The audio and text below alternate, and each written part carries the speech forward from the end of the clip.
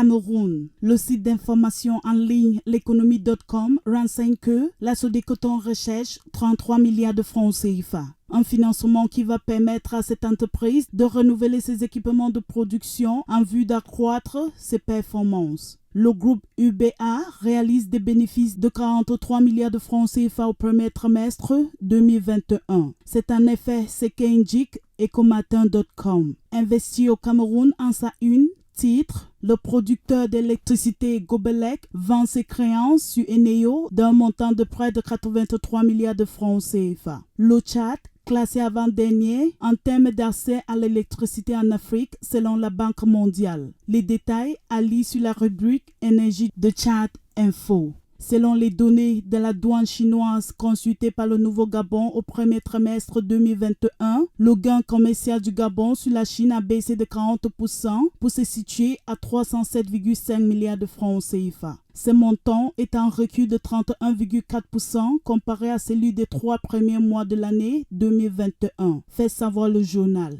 Guinée, Tchad, Mali, la BEI signe un chèque vert de 340 millions d'euros. Avec ce financement dans l'énergie et l'eau, la Banque européenne d'investissement veut encourager l'essor d'une économie verte africaine tout en continuant à soutenir les PME et le secteur de la santé. Les détails à lire sur jeuneafrique.com. En Afrique du Sud, la raffinerie d'Enghien sera convertie en terminal d'importation des produits pétroliers propres. C'est ce qu'indique l'agence d'information Ecofin. Total et SNOC investissent le pipeline Uganda-Tanzanie. Le français Total et le chinois SNOC ont signé début avril une série d'accords pour la construction du pipeline Uganda-Tanzanie pour un montant de 3,5 milliards de dollars. L'information à lire sur Financial Afrique. Au Bénin, les factures normalisées seront bientôt effectives chez les personnes assujetties à la TPS. Selon une note circulaire du directeur général des impôts, Nicolas Younousi, à compter du 1er juillet prochain, l'extension de l'obligation d'émission de factures normalisées par toute personne physique ou morale relevant du régime de la taxe professionnelle synthétique sera effective. C'est ce qu'indique la Nation Bénin.